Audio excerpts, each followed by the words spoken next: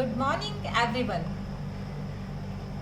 Last video में हमने आपको हेट्रोसाइक्लिक कंपाउंड या विषम चक्रीय यौगिकों के बारे में बताया था। आज हम उसी टॉपिक पर कुछ प्रॉब्लम्स को सॉल्व करेंगे, यानी practice problems on heterocyclic compounds. तो पहला क्वेश्चन है, why 5 membered heterocyclic compounds are called super aromatic compounds? Arrange them in decreasing order of their stability and reactivity. विषम चक्रीय यौगिकों को अति एरोमेटिक यौगिक क्यों कहते हैं? उन्हें स्थायित्व व क्रियाशीलता के घटते क्रम में लिखिए। तो हम इस चीज को दो भागों में, इस क्वेश्चन को दो भागों में तोड़ लेते हैं। पहले हम देखेंगे सुपर एरोमेटिक यौगिक क्यों कहते हैं, इसको भी पुनः दो भागों में तोड़ते हैं। सुपर का अर्थ यहाँ पर इसलिए लिया गया है क्योंकि यह बेंजीन की तुलना में अधिक रिएक्टिव होते हैं, यानी मोर रिएक्टिव देन बेंजीन, क्योंकि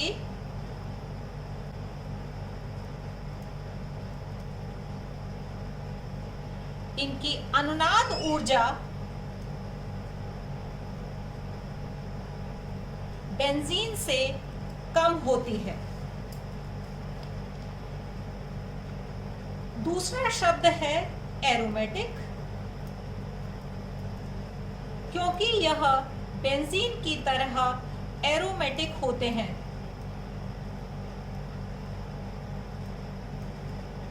एरोमेटिक क्यों होते हैं? इन तीनों को, यानी थायोफीन, फ्यूरेन, पिरोल, इनको हम एक सामान्य सूत्र से लिख सकते हैं इस प्रकार। यहाँ X एक हेट्रोएटम है, इसमें प्रत्येक कार्बन एक एक इलेक्ट्रॉन देता है और विषम चक्रीय यौगिक, विषम परमाणु 2 इलेक्ट्रॉन देता है। इस तरह से इसमें कुल मिलाकर इलेक्ट्रॉन कितने हो जाते हैं? 6 पाई, यानी इसमें बेंजीन की तरह ही एरोमेटिक सेक्सटेट होता है। अतः यह 4n+2 पाई यानी हकेल रूल को फॉलो करता है। दूसरा, एरोमेटिक होने के लिए एक और कंडीशन होनी आवश्यक है, उसमें इलेक्ट्रॉन्स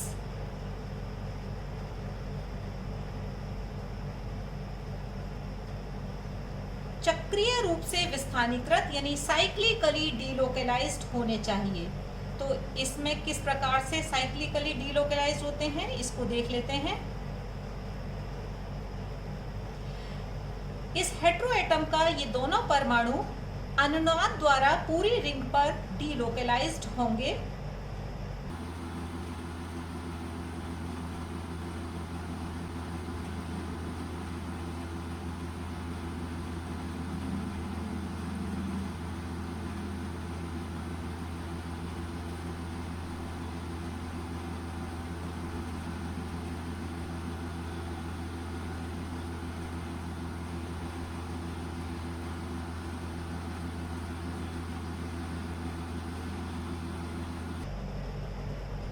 इस प्रकार 5 रेजोनेटिंग स्ट्रक्चर द्वारा हेट्रोएटम का जो लोन पेयर ऑफ इलेक्ट्रॉन है पूरी रिंग में डीलोकेलाइज हो जाता है।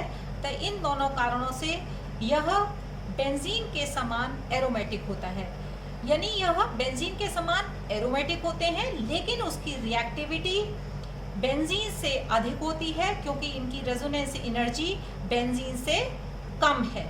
इसलिए इन्हें सुपर एरोमेटिक कंपाउंड्स कहते हैं। यहाँ हम एक बात और बताना चाहेंगे कि क्योंकि इस विषम परमाणु द्वारा बेंजीन रिंग पर नेगेटिव चार्ज आ रहा है, अतः इसमें इलेक्ट्रोफिलिक सब्स्टिट्यूशन रिएक्शंस होती हैं।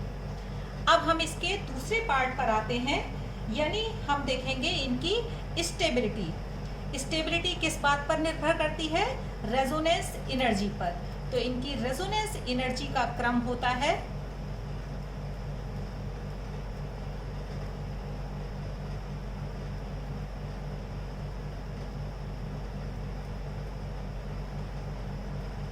इसकी 29 किलो कैलोरी पर मोल, पिरोल की 24 किलो कैलोरी पर मोल और फ्यूरेन की 19 किलो कैलोरी पर मोल। अतः इसी क्रम में इनकी रिएक्टिविटी यानी क्रियाशीलता होनी चाहिए, लेकिन ऐसा नहीं होता। इनकी क्रियाशीलता का क्रम होता है इस प्रकार।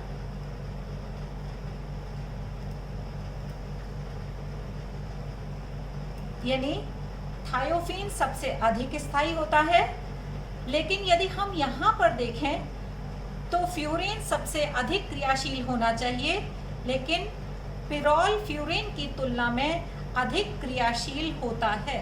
इसका यानी पिरोल सबसे अधिक क्रियाशील होता है और थायोफीन सबसे कम क्रियाशील होता है।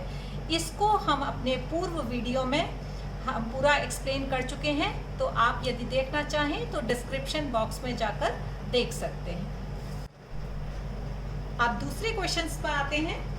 दूसरा क्वेश्चन है, explain pyrrole shows acidic character and does not show basic character. यानी व्याख्या कीजिए कि पिरोल अम्लीय व्यवहार दर्शाता है, क्षारीय नहीं। तो इसको भी हम दो भागों में तोड़ते हैं। पहले हम ये सिद्ध करेंगे कि यह बेसिक कैरेक्टर क्यों नहीं दिखाता, यानी यह क्षारीय नहीं होता। क्यों नहीं होता?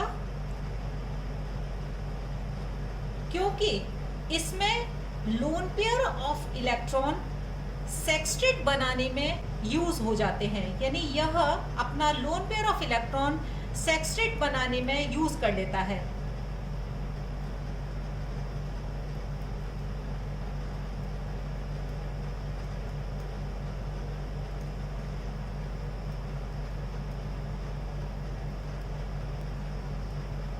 अतः यह डोनेशन के लिए उपलब्ध नहीं होता।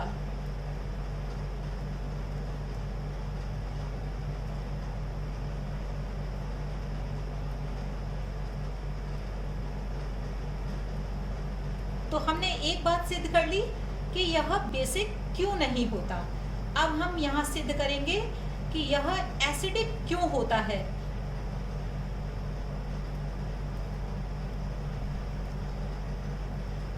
यदि हम पिरोल की रिएक्शन KOH से करें तो यह बनाता है पोटेशियो पिरोल।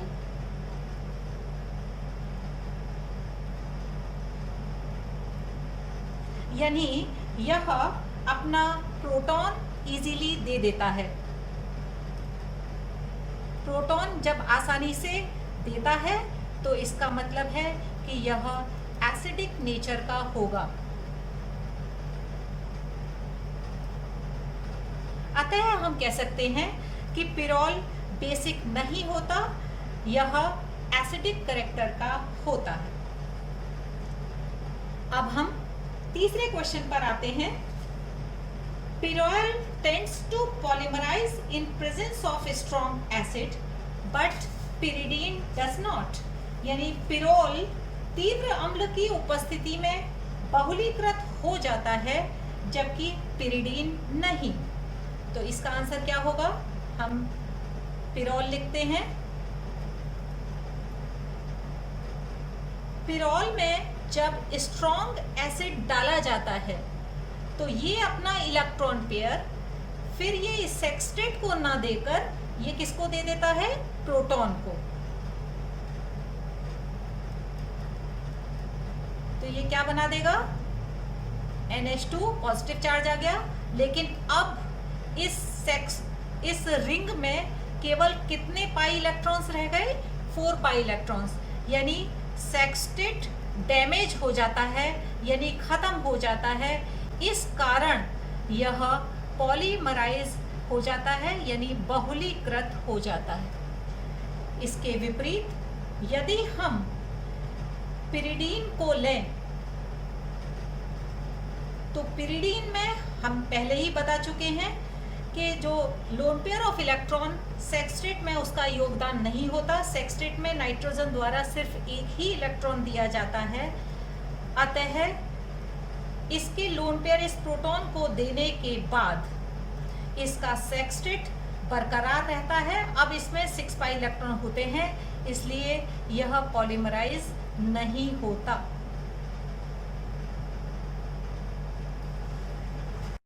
नेक्स्ट क्वेश्चन पर आते हैं। Proof that nitrogen atom in pyridine is tertiary in nature, यानी सिद्ध कीजिए कि पिरिडीन में नाइट्रोजन टर्शरी नेचर का होता है। तो नाइट्रोजन पिरिडीन लिखते हैं, ये पिरिडीन है। यदि हम इसकी रिएक्शन HCl से कराएं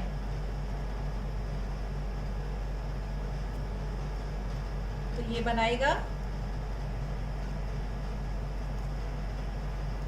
पिरिडीनियम क्लोराइड।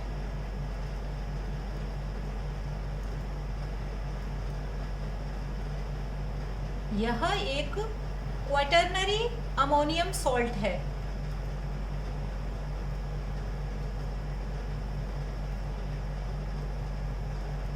अतः यह टर्शरी या तृतीयक नेचर का, तृतीयक प्रकृति का होगा।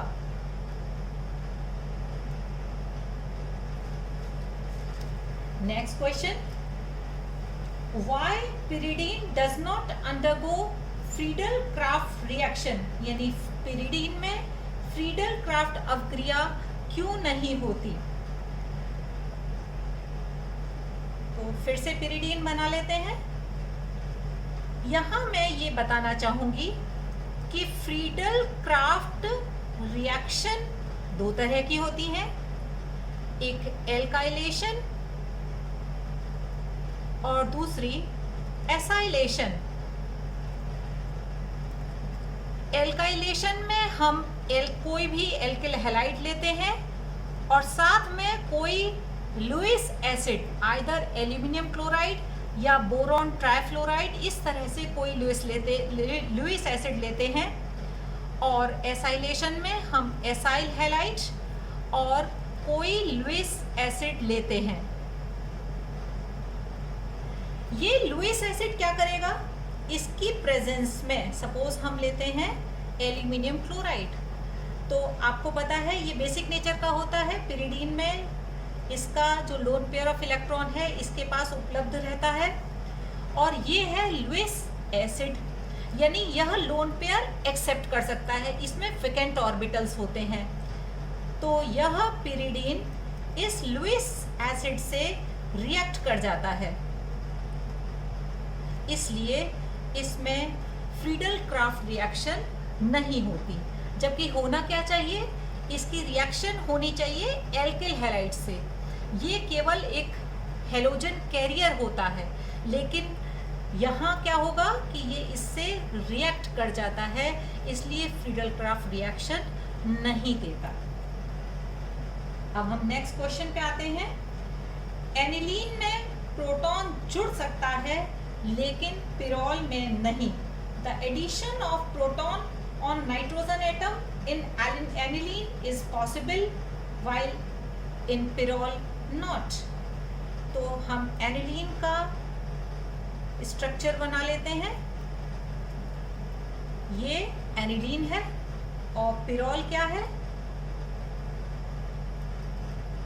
इस प्रकार।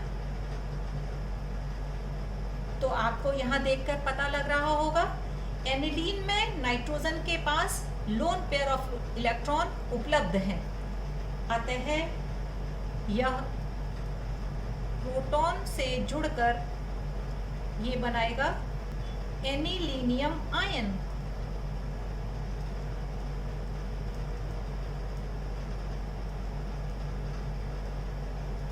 जबकि इसके पास लोन पेयर उपलब्ध नहीं है, इसने ये सेक्सटेट में दे दिए हैं, लेकिन हम जब एसिड डालते हैं तो ये प्रोटोनॉइड तो हो जाएगा, लेकिन इसमें केवल अब कितने पाई इलेक्ट्रॉन्स रह गए? 4 पाई। इसके कारण यह अनस्टेबल हो जाएगा और यह पॉलीमराइज हो जाता है। इसलिए हम कह सकते हैं कि प्रोटॉन इससे नहीं जुड़ता, क्योंकि जुड़ तो गया लेकिन बाद में क्या हो गया? पॉलीमराइज हो गया। अब नेक्स्ट क्वेश्चन पर आते हैं। pyridine is more basic than pyrrole but less basic than piperidine, यानी pyridine pyrrole से अधिक क्षारीय लेकिन piperidine से कम क्षारीय होता है। तो हम तीनों को बना लेते हैं।